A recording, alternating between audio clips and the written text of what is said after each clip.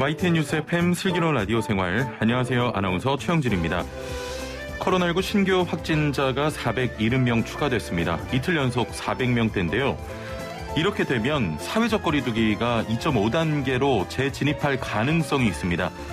이번 주 금요일이죠. 12일에 내주부터 적용할 거리두기 조정안이 발표되는데요. 지금 확산세가 또 심상치 않은 모습입니다. 코로나19가 바꿔놓은 것 중에 하나 바로 교육입니다. 코로나 사태가 사교육도 덮쳤는데요. 먼저 지난해 초중고 사교육비가 12% 감소했습니다. 그렇지만 코로나 학력 격차가 현실화하는 모양새인데요. 고소득층과 저소득층의 학생 1인당 사교육비 지출이 최대 5배 차이가 나는 것으로 나타났습니다. 가구의 소득 수준이 높을수록 사교육비 지출과 참여율이 높았는데요. 월 소득 최고 구간인 800만 원 이상인 가구의 사교육비는 평균 학생 1인당 50만 4천 원으로 200만 원 미만 가구 9만 9천 원에 5.1배였습니다. 하루빨리 등교 수업이 확대돼서 교육 격차가 해소되길 바라봅니다. 자, 1부는 슬기로운 자취생활 시간인데요. 최근 외국인 노동자를 고용한 사업장에서 코로나19 집단 감염이 이어졌습니다. 이런 집단 감염은 노동 환경과도 관련이 있다고 하는데요. 관련 내용 살펴보고요. 2부는 자동차 상담 준비되어 있습니다.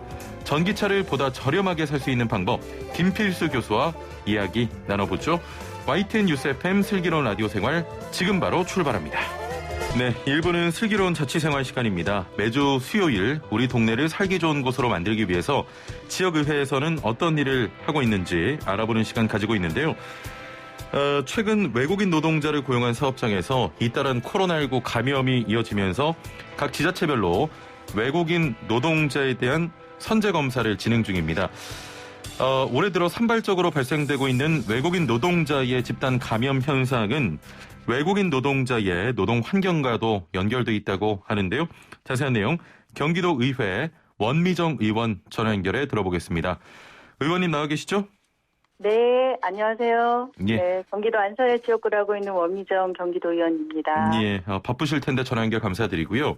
네. 자, 경기도에서도 외국인 노동자와 그 외국인 고용 사업주 전원에게 코로나19 진단검사 행정 명령이 지금 내려진 상황이죠?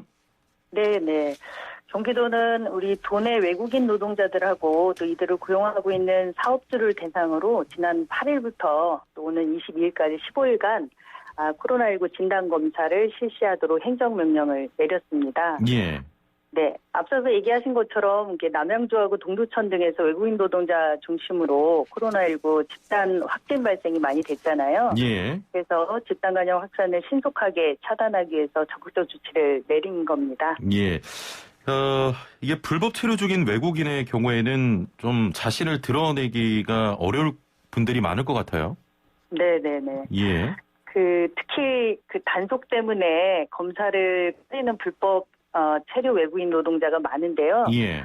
그래서 행정명령 기간 동안에는 코로나19 검사를 받거나 그리고 이후에 격리치료에 적극적으로 응하면 예. 우리 출입국관리소나 또 외국인 관서에 통보를 하도록 되어 있는데 예. 이 통보와 또 단속을 유예하고 어떠한 불이익도 주지 않겠다라고 발표를 했습니다. 예. 그리고 더불어서 법무부도 지난해부터 우리 집중단속 방역 기간에는 불법 체류 외국인 단속을 유예하기로 했고요. 예. 또 외국인을 고용하고 있는 사업주들에게 협조를 이끌어내기 위해서 예. 그 사업주들이 고용하고 있는 불법 체류 외국인 노동자들에게 코로나 검사를 받도록 하고 그렇게 하면 이후에 단속에 적발이 돼도 고용주에게 벌칙금이나 이런 것들을 감면하는 배려를 하겠다라고 밝힌 바가 있습니다. 예. 사업주의 협조를 끌어내는 게 굉장히 중요해 보이는데, 네네. 협조는 잘 해주십니까? 네, 일단은 이런 조치를 통해서 적극적으로 이제 협조를 이끌어내려고 하는 거긴 한데요. 예. 아무튼, 아직도 이제 불법 체류자들의, 그 단속이나 스스로가 발각되는 경우에 대한 불안이나, 그리고 또 고용주들도, 이런 벌칙금을 내거나 이후에 또 배정받지 못하는 문제, 이런 예. 것들 때문에 아직까지는 좀 적극적이지는 않은 것으로 보여집니다. 예, 그렇군요. 네, 그리고 법적으로도요, 불법 체류자가 이제 발각이 될 경우, 그러니까 검사를 하거나 또 의료기관에 와서 치료를 받을 때는 의료진이 예. 이 불법 체류 사실을 통보하도록 되어 있어요, 법에는. 예. 그런데 코로나 상황 관련해서는 이렇게 통보하는 의무도 면제를 해주고 있습니다. 예. 자, 앞으로 그 사업주분들의 협조를 좀 부탁드리고요. 네네. 이게 코로나 이전에는 아프면 쉰다는 개념이 익숙하지가 않았습니다, 사실. 그래서 코로나19 초기에는 아직까지도 좀 몸이 안 좋다고 회사를 쉬고 병원 가는 게 쉬운 상황은 아닌데요.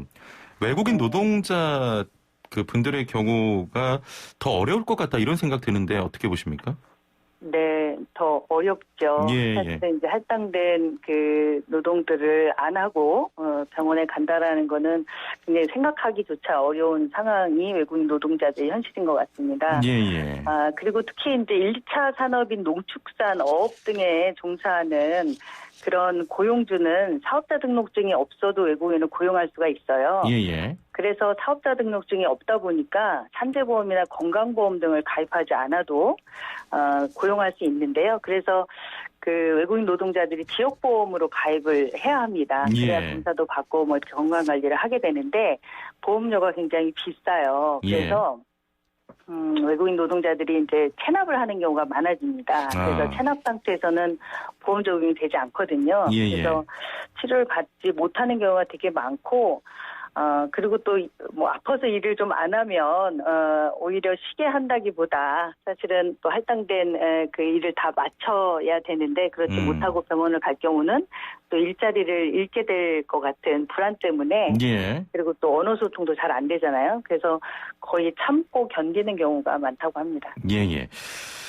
자, 지금 좀 근무 환경이 열악해 보이긴 하는데 적극적으로 검사받고 또 건강권을 지킬 수 있도록 방법이 더 필요할 것 같아요. 어떤 방법들이 있겠습니까? 네, 그 코로나19 상황 속에서 나타난 상황이기도 한데요. 저희는 이제 재난 문자를 계속 받잖아요. 그리고 이제 초기에는 이게 역학조사 결과를 알려주는 문자들을 받았는데 한국어로만 되어 있어요. 그렇죠. 그래서 사실은 외국인 노동자들이 이 코로나 상황에서 이렇게 대처 예방하거나 어떤 그 이동선에 따라서 이제 나가지 않는 부분 뭐 이런 것들을 좀 대처하기가 굉장히 어려웠던 게 현실이고요. 그리고 또 불법 체류 외국인 노동자들은 단속이 두려워서 사실은 검사소에 갈 수가 없다라는 그런 현실적 문제가 생기고 있습니다. 그래서 제가 지난 임시회 본회의 때 5분발을 통해서 제안을 했습니다. 외국인 노동자들이 굉장히 집단적으로 많이 발생을 하고 있기 때문에 적극적으로 검사소에 검사를 받을 수 있도록 해서 단속을 유예하고 또 면제를 해주는 그런 조치를 취해서 우리 외국인 노동자들이 코로나 검사를 적극적으로 받을 수 있도록 계획을 세우도록 요구한 바가 있습니다.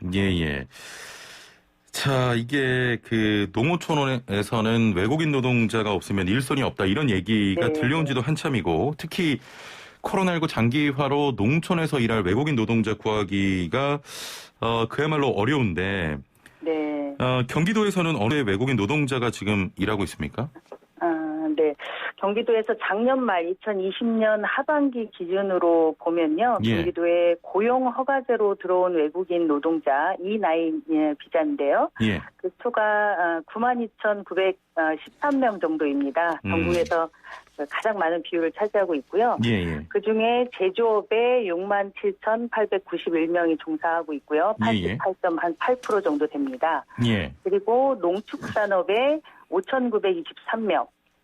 그리고 어업에는 144명, 또 건설업에 2,349명, 또 서비스업에 135명 등이 종사를 하고 있습니다. 주로 이제 내국인이 꺼려하는 제조업이나 농축산 어업 등, 그 3대 업종이라고 하죠. 거기에 이제 대체 산업 인력으로 역할을 해주고 있는 겁니다. 지금 92,000 분 정도 계신다고 했는데 이분들이 다 지금 코로나19 검사 대상인 겁니까? 그렇죠.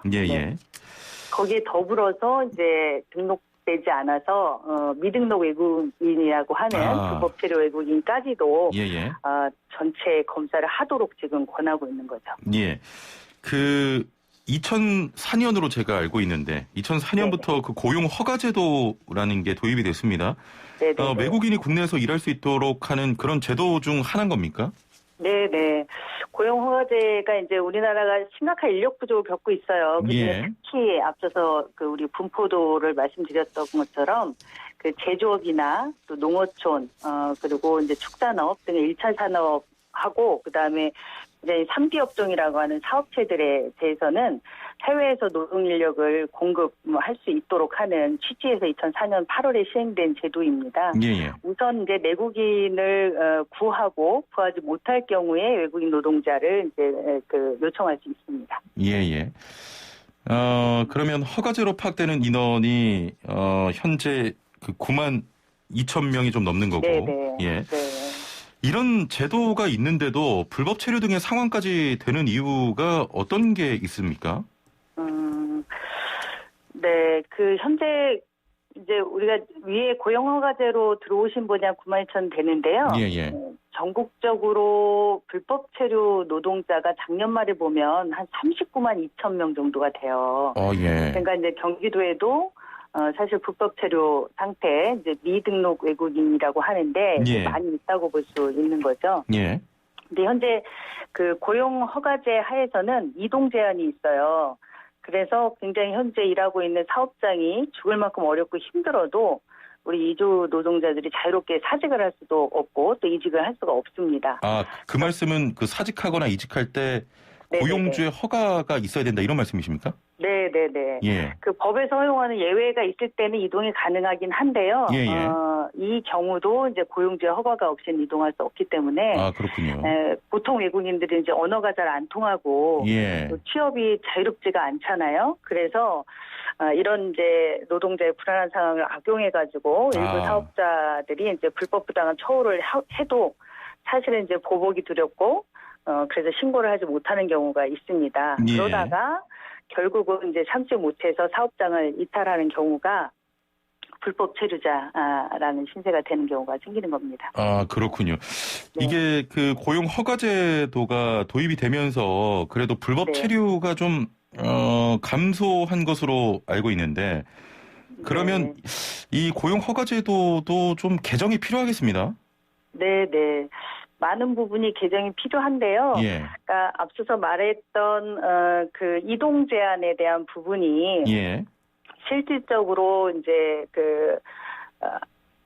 그 노동자의 문제가 아닌 사업체 문제일 경우는 이제 자유롭게 사지 이동할 수 있다라고 되어 있긴 해요. 예. 그렇지만 그거를 노동자가 다 사실을 입증해야 되는 그런 현실적 문제가 있고요. 그러다 보니까 언어 내지는 어떤 증거를 제시하기가 쉽지 않은 경우가 많습니다. 예. 그래서 그것이 인정되지 않는 경우가 굉장히 많아서 사실은 고용허가제로 들어와서 그 배치받은 노동자들이 아무리 부당한 대우를 받거나 여러 불법적인 사항이 있어도 이동할 수 없는 현실을 다 담지는 못하는 게 고용허가제의 문제인 것 같습니다. 예. 자, 그래도 불법 체류자가 되면 이전보다 더 열악한 환경에 놓이게 되고 또 본국으로 강제로 되돌아가야 하는 상황도 발생하는데 네네네. 그런데도 도망을 나와서 불법 체류자 신세가 될 정도면 도대체 현장에서는 어떤 일들이 발생하고 있는 겁니까?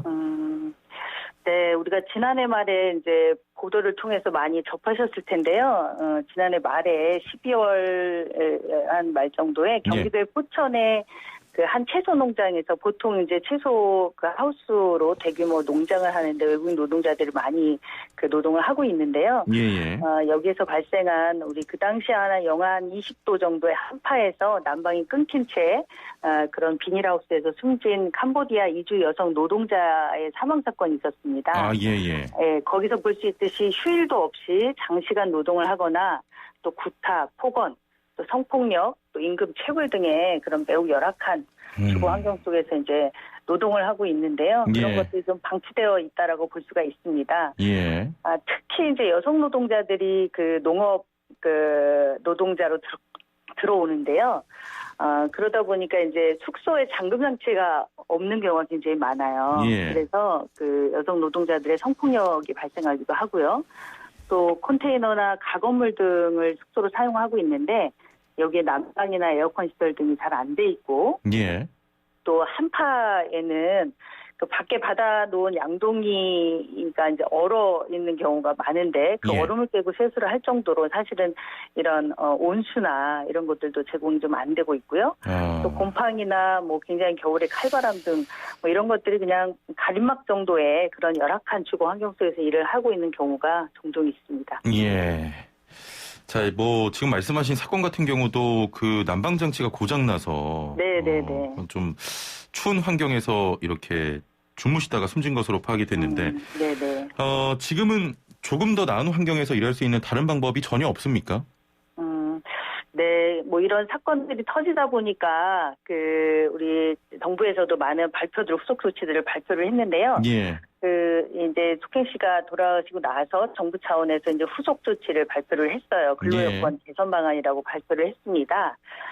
그래서 현재 고용허가제로 입국한 외국인 노동자 사업자, 등록이 되지 않은 사업장에서 일하면서 건강보험에서 즉시 가입이 되지 않고 또 6개월 후에 지역가입이 당연가입이 돼요. 예. 근데 이 경우에는 직장 가입자와 달리 보험료를 전액을 이제 본인이 내야 하잖아요. 예. 근데 한 12만 원 정도가 넘는다고 해요. 그래서 이 부담을 좀 줄여주기 위해서 정부가 농어촌 지역 건강보험 경감 대상에 외국인 노동자를 포함을 시켰고요. 예. 그다음에 농업인 건강보험료 지원 사업을 통해서 보험료 절반을 지원하기로 발표를 했습니다. 예. 그리고 또 아까 이제 이동 제한에 대한 문제를 말씀드렸잖아요. 그래서 예. 사업장 변경 횟수에 제한을 받지 않는 외국인 노동자 책임이 아닌 사유를 확대를 하기로 했고요. 예. 그래서 그 내용 중에 이제 불법 가설 건축물을 숙소로 제공한 경우, 그다음에 일이 없는 계절에 퇴사시키는 경우, 그리고 산업안전보건법 위반으로 중대재해가 발생한 경우 등에 대해서는 이제 사유를 추가해서 사업장을 변경할 수 있도록 했고요. 예. 특히 이제 성폭력 사건이 발생하면 3일 이내에 사업장을 변경할 수 있도록 이렇게 좀 넓혔습니다. 예.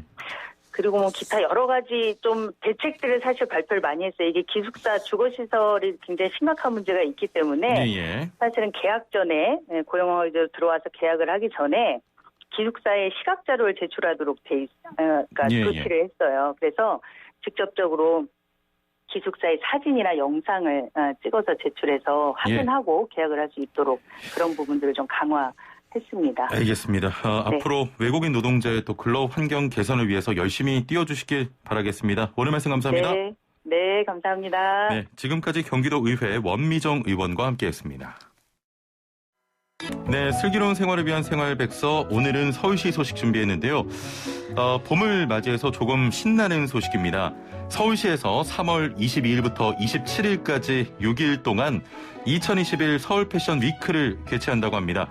자, 코로나 시대에 웬 패션 위크냐 이런 생각하실 분들도 많을 것 같은데 서울시에서 왜 코로나19에도 불구하고 패션 위크를 개최하게 됐는지 자세한 내용 안형준 서울시 도시제조업 거점 반장 연결해 이야기 나눠보겠습니다. 안녕하세요. 네, 안녕하십니까. 예. 자, 코로나19 상황에서 열리는 서울 패션 위크. 이 패션 위크 하면 패션쇼가 떠올라서 조금 의아하신 분들도 계실 것 같은데 이 취지에 대해서 설명을 부탁드리겠습니다. 예, 저희 서울시에서 추진하고 있는 서울 패션 위크는 2000년부터 지금까지 매년 진행되었던 그 패션 분야의 대형 행사입니다. 예.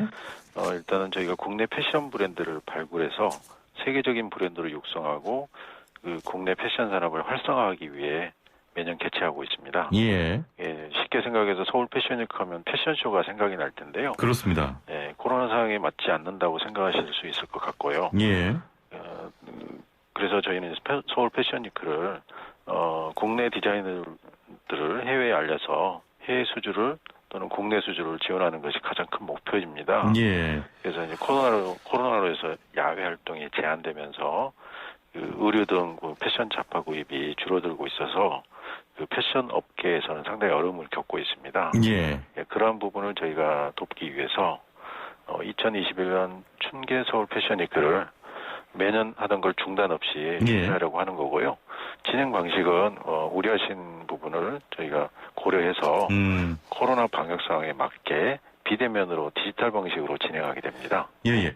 그 디지털 방식으로 진행한다고 하셨는데 디지털 방식이면 구체적으로 어떻게 진행이 되는 겁니까? 보통 생각하는 바와 같습니다. 기존에서 이제 기존에 무대를 설치해서 그 서울 패션을 기간 동안 바이어나 초청된 일부 시민들이 행사장으로 오셔서 관람하는 방식이었는데요. 아, 그렇죠. 예, 그런 방식을 이제 디지털 비대면으로 저희가 전환해서 하는 건데요. 예. 그 사전에 런웨이 영상을 촬영하고 그 영상을 서울 패션위크 기간 동안 온라인을 통해 송출하는 방식으로 진행이 됩니다. 예. 예, 디지털 방식의 장점이라면 일반 시민들 모두가 그 프론트로 런웨이 맨 앞줄에 앉아서 관람할 수 있는 장점이 있죠. 예, 그래서 디지털 방식으로 처음 진행된 게 작년인데요. 재작년 대비해서 그 관람객 규모가 109만 명, 즉 한 210% 정도 증가하는 효과가 있었습니다. 아, 지난해에도 디지털로 한번 진행이 됐었군요. 예, 추계 때 진행을 한번 했습니다. 좀 많은 분들께서 관람을 하셨고. 그렇죠. 예. 특히 올해 서울 패션 위크의 경우에는 처음으로 박물관과 미술관에서 좀 진행한다고 들었습니다. 의미가 남다를 것 같아요. 2021년 충계 서울 패션 위크의 저희 큰 주제는 K 패션과 K 컬처가 결합하는 맥락으로 진행될 예정입니다. 이 세계 그 유수의 그 패션 위크에서도 루이비통이나 구찌 등 해외 명품 브랜드가 자국의 대표적 문화 콘텐츠인 루올 박물관 배경으로 패션쇼를 펼치면서 그 패션의 가치가 높아지고 아울러 도시나 나아가 국가의 품격까지도 높이는 활동으로 엮어졌습니다. 그래서 우리 시도 이런 효과를 좀 거두기 위해서 특히나 코로나 상황에서 우리 국립중앙박물관과 국립현대미술관 저희가 문을 두드렸고요. 그 취지에 이제 그 기관들에서 공감을 해줘서 올해 처음으로 박물관과 미술관에서 런웨이 영상을 제작하게 되었습니다. 굉장히 멋있겠는데요?